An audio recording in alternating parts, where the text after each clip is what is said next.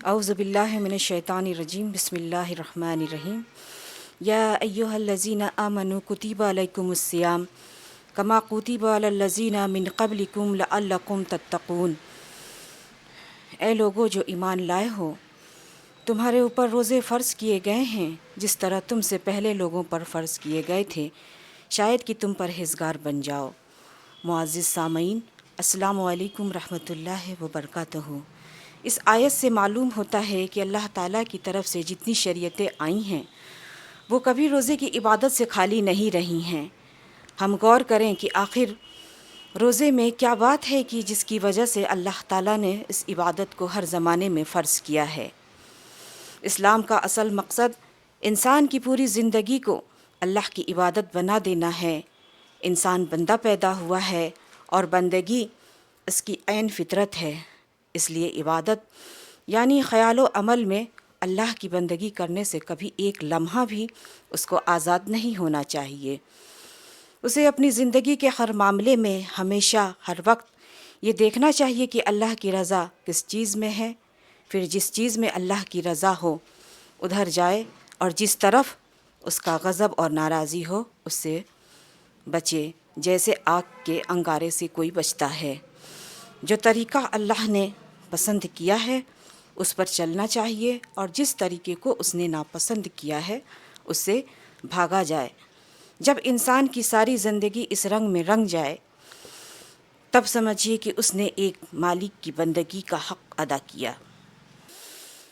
روزے کی ایک دوسری خصوصیت یہ بھی ہے کہ ایک لمبی مدت تک صبح سے شام اور شام سے صبح تک مسلمانوں کو مسلسل فوجی سپاہیوں کی طرح پورے قاعدے اور ضابطے میں باندھ کر رکھا جاتا ہے، اور پھر 11 مہینے کے لیے چھوڑ دیا جاتا ہے تاکہ جو تربیت اس ایک مہینے میں اس نے حاصل کی ہے اس کے اثرات 11 مہینے ظاہر ہوتے رہیں، اور جو کمی پائی جائے وہ پھر دوسرے سال کی ٹریننگ میں پوری کی جائے۔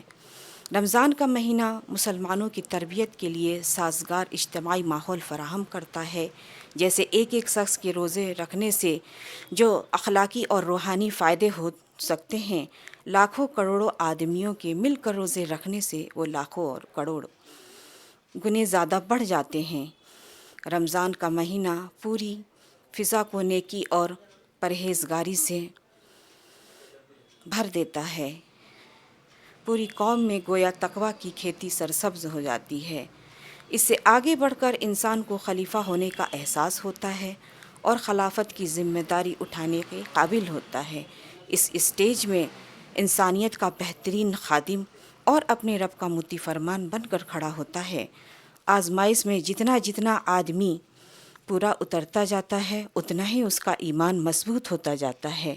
یہ گویا آزمائش اور ٹریننگ کا مہینہ ہے، اور اس آزمائش میں جب ہم کھرے اترتے ہیں تو ہمارے اندر اس بات کی مزید قابلیت پیدا ہونے لگتی ہے کہ اللہ سے ڈر کر دوسرے گناہوں سے بھی پرہیز کریں، جیسے جھوٹ، چغلی، حسد، ایک دوسرے پر لعن طعن، کینہ، بغض، تکبر، اللہ کو عالم الغیب جان کر چوری چھپے بھی اس کے قانون کو توڑنے سے بچیں، اور ہر موقع پر قیامت کا وہ دن آپ کو اور ہمیں یاد آ جایا کرے جب سب کچھ کھل جائے گا اور بغیر کسی رعایت کے بھلائی